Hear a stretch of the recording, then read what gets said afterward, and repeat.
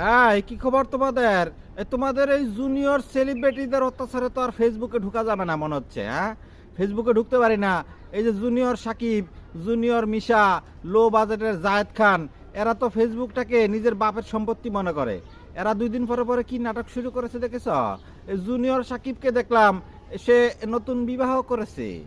তার আগে তার এই যে আগের একটা স্ত্রী ছিল না, শিখা নামের একটা স্ত্রী, সেই স্ত্রী তো তার এই যে অরিজিনাল জিনিসটা কর্তন করে দিয়েছিল।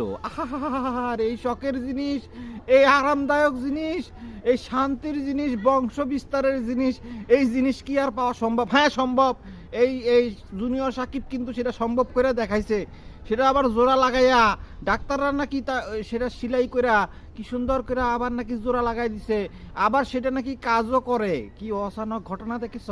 হ্যাঁ, এই জিনিস আবার একবার একবার কাইটা দিলে এটা আবার জোড়া লাগাইলে, সিলাইলে